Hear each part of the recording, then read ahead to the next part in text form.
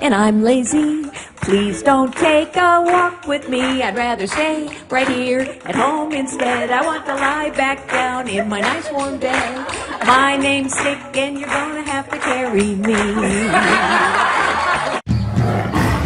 Oh, it is silly season. Carly Fiorina remains the darling of the moment in the GOP field. Poll numbers rising. Donald Trump's allegedly hired a whole new cadre of joke tellers to ensure he has a few new ones ready every time her name comes up in interviews. Oh, then there's this little matter of a foundation that may or may not exist. New reports emerging claiming she never paid her bills from a previous campaign, and the Koch brothers may be riding to her rescue.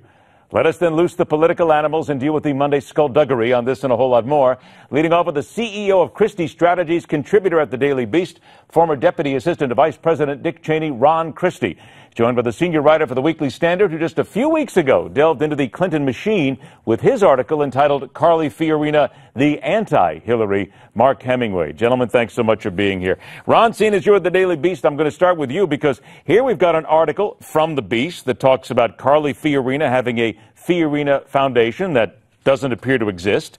The Washington Post saying that she's got a problem, money, and then another article that talks about the fact she didn't pay her money from her last campaign, including allegedly $30,000 she owed to the family of a dead guy who worked for her. I mean, Ron, are we seeing the Fiorina campaign just slowly come apart here, or is this just all part and parcel the entertainment value? Well, good to be with you as always, Ed. I think this is a problem for Carly Fiorina. Anytime in politics when you're explaining, you're losing. You should be on the offensive. You should be talking about what you're for, what your platform is, what your vision is. And these stories that we've seen over the past day paint a very damaging portrait of Carly Fiorina, and it's something she's going to have to explain in the days ahead that's going to take her off her narrative of what she wanted to get out there. And of course, as we know, we still haven't gotten to Iowa, New Hampshire yet, but if you don't have the money, you're not going to compete. It'll be interesting to see what happens. Then from your perspective as a strategist, then what is, you sit Carly Fiorina down in front of you, what is the one thing you tell her to do or not to do right now with these three things we talked about? Get it all out right now, Ed. Get it all out. Say everything that needs to be said, because if there's one thing we've learned about Hillary Clinton and her emails, the drip, drip, drip will kill you. If you've got a story to tell it, and then let it be a 1 or 2 day news cycle as opposed to 2 or 3 months. Mark, getting to your article talking about the anti-Hillary, it would seem that if Carly Fiorina did that, that might be a plus for her at least to get everything out here. But do you expect that she'd do something like that?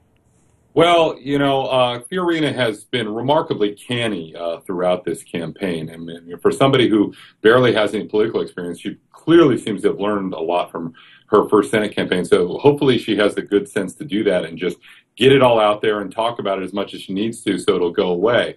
But having said that, I just want to say that I find it really remarkable ever since her stunning debate performances, particularly since her first time in the debate on the main debate stage.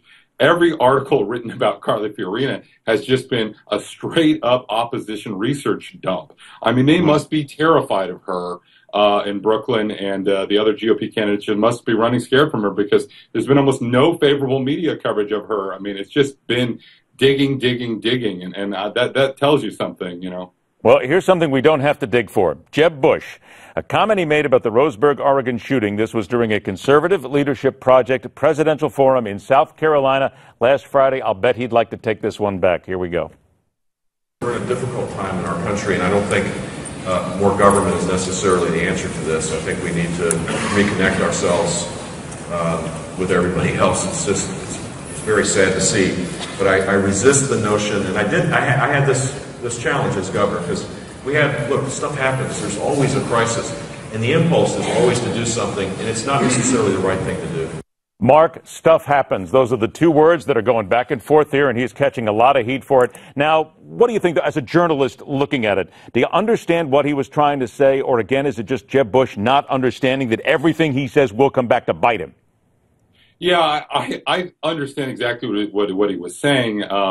These comments were initially attracted a lot of attention because a journalist, Ryan Lizza with the New Yorker, just sort of put him out there on Twitter without any context, and people lost their minds over what was being said without understanding the broader context of them. I think that it's fair to say that, you know, in the rush to do something in the wake of a tragedy, simply passing laws often can make things worse rather than making things better, because we're not having a rational debate, we're not thinking things through. And this is a very valid point that Jeb is making. But having said that, Jeb Bush is Jeb Bush, and, you know, he's not exactly a favorite of conservatives yet, and he's not exactly somebody that liberals are invested in defending, to put it mildly. So he's very vulnerable to these kinds of attacks. People are just going to take things he says out of context, and I don't see that changing anytime soon. Ron, I got about a minute left here, and knowing full well that Donald Trump is the one that everybody talks about right now. He says what he means what he says, boom, gets it out there, it's all done, doesn't back up a lot. Is that what Jeb Bush really needs? I mean, he did this. He came back and said, no, I knew exactly what I was saying, and I meant that. But he just doesn't seem to have the strength of will when he says it, Ron. Well, I don't know if it's strength of will, Ed. I just think he doesn't have the passion. If you listen to Jeb Bush on the campaign trail, he looks like someone who's sort of slogging through this, going through the motions, saying what he thinks he needs to say. You can say whether you agree with him or not. There's no doubt Donald Trump is enjoying himself out on the trail. He's enjoying himself in press conferences.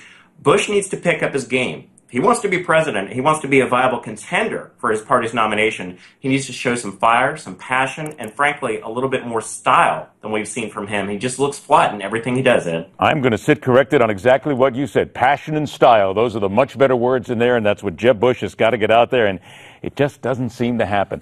Gentlemen, I'm so glad you could happen today, and we could talk about this. Ron, Christie, Mark Hemingway, thanks so much for being with us. We'll do it again here on The Political Animal. Speaking of politics, Dr. Ben Carson and the aforementioned Donald locked in a battle to lead the GOP, but are either of them your candidate? This is what you need to tell us right now. Go to newsmaxpolls.com. If you had to choose between the two, Ben Carson or Donald Trump, which one would you choose between?